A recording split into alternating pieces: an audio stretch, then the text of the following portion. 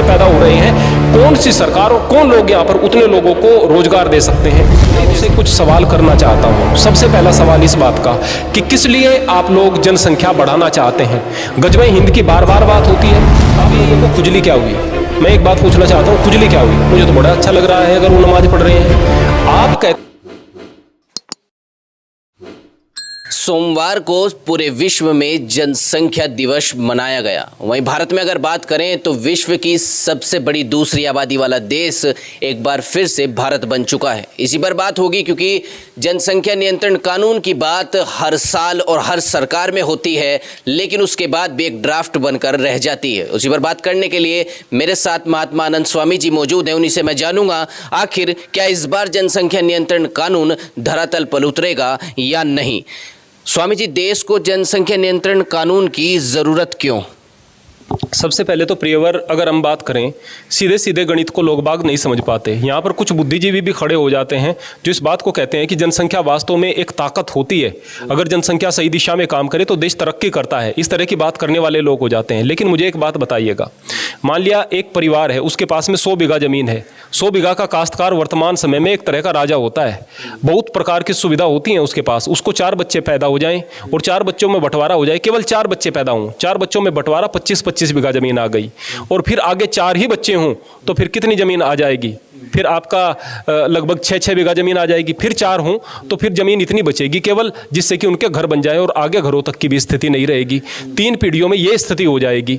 अब उस व्यक्ति की ये स्थिति हो गई है 3 पीढ़ियों के अंदर कि वह मजदूरी करने पर मजबूर है। और एक वो व्यक्ति जिसके 100 बीघा जमीन थी, जिसके पास में उसको एक बच्चा हुआ, उसके बाद एक बच्चा, उसके बाद एक बच्चा, चौथी पीढ़ी में भी एक बच्चा, उसके पास जमीन है 100 बीघे। 100 बीघे जमीन में वो कई गाड़ियां साथ में रखता है, कई सारे ट्रैक्टर साथ में रखता है, कई प्रकार की उसके पास में सुविधाएं हैं।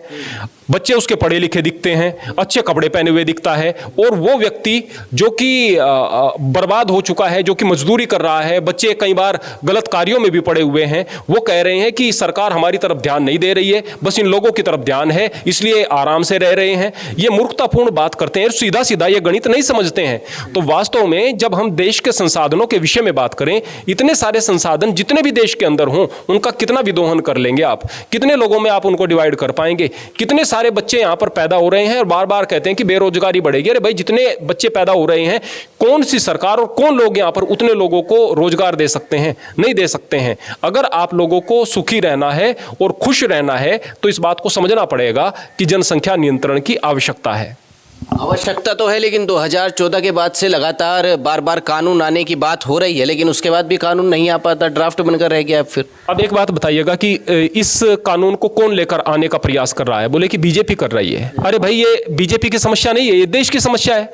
जब देश की समस्या के लिए पक्ष और विपक्ष दोनों एक साथ मिलकर के आगे नहीं बढ़ेंगे तो देश के महत्वपूर्ण मुद्दे भी इसी प्रकार से दबकर रहते रहेंगे। वो बात अलग है कि योगी जी दृढ़ संकल्प शक्ति वाले एक शासक हैं और हो सकता है कि वो लेकर आ जाएं, हो सकता है इसमें कामयाबी हो। लेकिन व्यवधान का मुख्य कारण यह है कि हम हर चीज को जाकर के धर्म पर ठोक देते हैं। अरे भाई, इसमें हिंदुओं का भी भला है और मुसलमानों का भी भला है।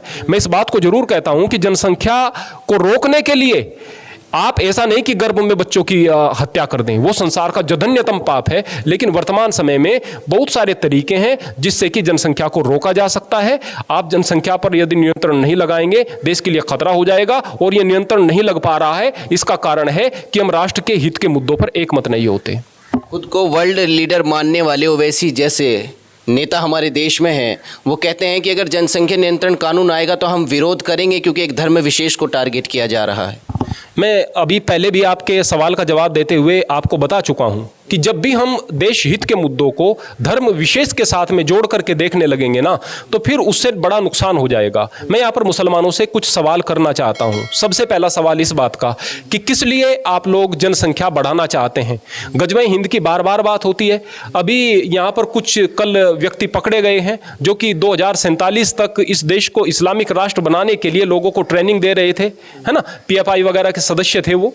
तो इस तरह के लोग वर्तमान समय में बहुत सारे काम कर रहे हैं। तो अगर वो सपना इस तरह से देख रहे हैं कि इससे इस्लाम बढ़ेगा, यदि इस तरह का सपना वो लोग देख रहे हैं, तो मैं केवल एक बात बताना चाहता हूं। इस देश के अंदर थोड़े से आक्रांता आए थे, उन आक्रांताओं ने हमको गुलाम बनाया। ज़्यादा कौन थे? हम थे।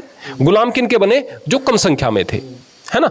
तो कम संख्या के व्यक्ति आकर के राज क्यों कर लेते हैं इस देश पर? मैं आपको बताऊं कि जो समृद्ध होंगे लोग, जो हमसे किसी भी क्षेत्र में बेहतर होंगे, वो तरक्की करेंगे।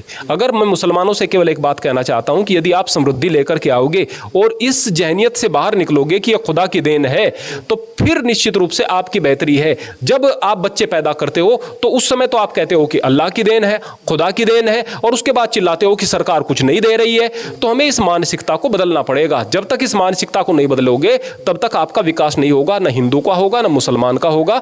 तो इस चीज से हमें बाहर निकलना चाहिए। ओवैसी की एक बात नहीं, उसकी तो बहुत सारी बात मूर्खतापूर्ण होती है, और यह भी बात मूर्खतापूर्ण है। आरएसएस प्रमुख मोहन भागवत जी कहते हैं कि जनसंख्या बढ़ाना और केवल खाना खाना जानवरों का काम है। इस पर आप क्या कहेंगे? उनका यह बयान सही है? बिल्कुल सही है। केवल अगर हम संसार में आए और खाएं पिएं और बस मैथुन इत्यादि करके बच्चे पैदा करें तो हम और जानवरों में फर्क क्या रह गया? अब मनुष्य क्या है? मनुष्य कर्तव्य लेकर के संसार में आया हुआ है। अगर आप शहर से किसी बच्चे को गांव में लेकर के आएंगे, जिसके गांव में कुछ रिश्तेदारी है, गांव में वो उसके चाचा ताऊ वगैरह रहते हैं, उसको नहीं पता खेत के संयंत्रों का, वो देखेगा कि ये फावड़ा है, ये दरांती है, ये इत्यादि, उसको नाम का नहीं पता। अगर उसका कोई ताऊ कहेगा कि बेटा आप थोड़ा सा एक घास लेकर के आओ, इस छोटी सी कटिया के लिए थोड़ा सा घास लेकर के आओ, वो फावड़ा लेकर नहीं जाएगा, कुदाल लेकर घास लेने नहीं जाएगा। वो दरांती की आकृति उसको बता देगी कि मैं इससे काट सकता हूं, उसको उठाएगा। फिर फावड़े को देखेगा, फावड़े को देख करके उसे लगेगा कि हाँ इससे खोदी जा सकती है मिट्टी। अगर उससे कहेंगे कि मिट्टी खोद दो थोड़ी सी, तो उससे खोदेगा, उसको उठाएगा। यानी उन चीजों की आकृति देख करके पता लग गया इसका क्या काम है। ऐसे ही हम यहाँ पर संसार में मनुष्य रूप में आए हैं, हम जानवरों जैसे नहीं है। हम यहाँ पर खुद को देख करके यदि इस बात को नहीं समझ सकते कि हमारा कर्तव्य क्या है, अपने हाथ को, अपने पैर को, अपने विवेक को, अपने मस्तिष्क को देख करके अंदाजा नहीं लगा सकते कि हम इस संसार में किस लिए आए हैं, तो फिर हमारा संसार में आना व्यर्थ है। मनुष्य का काम है कि इस प्रकृति को आगे बढ़ाए, प्रकृति का सहायक बने और जीवों पर उपकार करे, संसार को आगे बढ़ाए। और ऐसा केवल तब हो सकता है जब वह खुश रहेगा और प्रकृति का बहुत ज्यादा विदोहन नहीं होगा। और प्रकृति का बहुत ज्यादा विदोहन तब होता है जब जनसंख्या बहुत ज्यादा बढ़ती है, आदमियों की संख्या बहुत ज्यादा बढ़ रही हो, गरीबी होगी, भय भूख भ्रष्टाचार इत्यादि होंगे, और उस समय फिर परोपकार इत्यादि की तो बात कुछ हो ही नहीं सकती। तो इस तरह की बात अगर कोई करता है कि जनसंख्या बहुत ज्यादा बेहतर है, वो मूर्खतापूर्ण बात है। और वास्तव में यह जो मानव सृष्टि है, यह लोक कल्याण के लिए है, और पशुवत अगर हम बच्चे पैदा करते रहेंगे उससे समाज का और दुनिया का नुकसान है। आपको बताऊं, मैं पिछले कई दिनों से 2014 के बाद से स्थिति सामने आ रही है कि कोई भी बिल अगर आता है तो उसका विरोध ही किया जाता है, चाहे सीए, एनआरसी हो, जनसंख्या नियंत्रण कानून हो, किसान बिल हो। तो क्या कहेंगे, ऐसा क्यों हो रहा है कि ये सरकार के क्या सारे ही बिल खराब हैं क्या? सवाल सरकार के बिल का नहीं है, सवाल है कि एक पार्टी विशेष की मानसिकता का या उसके सोच का विरोध करना है, बस। ऐसा नहीं कि बीजेपी जो करेगी वो सारी की सारी चीज़ें सही ही होंगी, ऐसा नहीं हो सकता है, बिल्कुल नहीं हो सकता है। लेकिन सारी की सारी गलत हो ऐसा भी तो नहीं हो सकता है।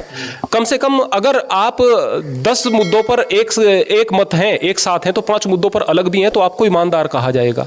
और अगर सभी मुद्दों पर आप अलग ही खड़े हुए हैं तो निश्चित तौर पर आपके लिए गलत रहेगा। जैसे कि मैं यहाँ पर बताऊं आपको कि मैं यहाँ पर मेहनत हूँ। मैं बार बार कहता हूँ, प्रत्येक व्यक्ति को कहता हूँ, हमारे यहाँ कोई तंत्र मंत्र नहीं, कोई टोना टोटका नहीं, कोई जादू मंत्र नहीं है। हम यहाँ पर आते हैं, किसी प्रकार की दान वगैरह की हम अपेक्षा नहीं करते, ना किसी को दान के लिए प्रेरित करते। कारण क्या? क्योंकि जन्म से हम किसान हैं। मेरे पिताजी के पास में पैतृक जमीन 22 बीघे के आसपास है।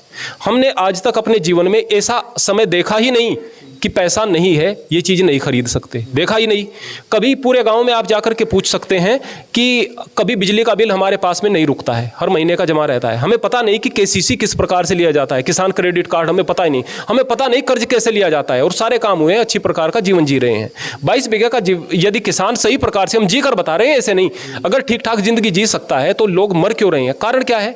किसान में दिक्कत है कि किसान आपस में लड़ता है, किसान में ईर्ष्या है, कई बार बजट से बाहर चलता है, कई बार दिखावे में चला जाएगा, और कई बार लोन को ऐसा समझ लेगा कि बस लोन से काम कर लेंगे, इस बात को भूल जाएगा कि इसको देना भी है। जब देने की बात आती है तो फिर माफी हो जाए, इस तरह की बात सोचने लगता है।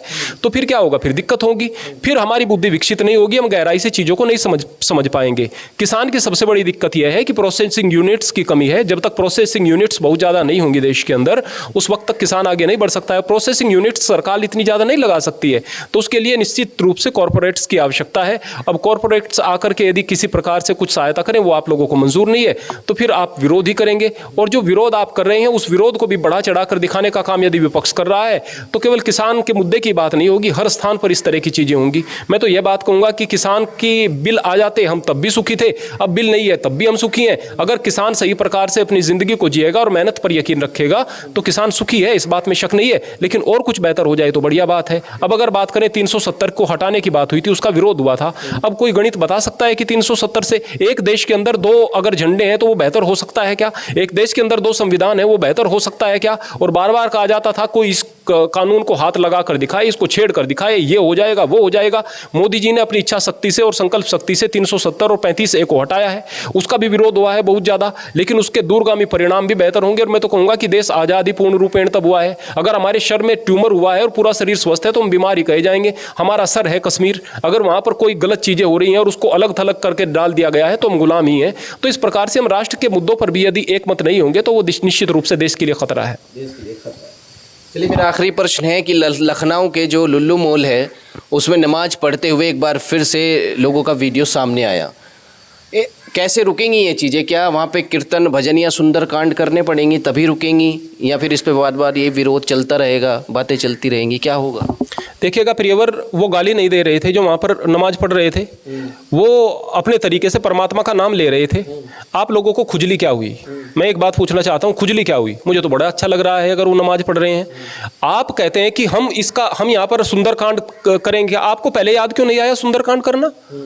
आप वहाँ पर बैठ करके अगर बैठ करके संध्या करते चुपचाप, हमारे यहाँ पर तो बैठ करके मैं जब संध्या करता हूँ मैं तो बोलता भी नहीं हूँ, चुपचाप बैठ जाता हूँ।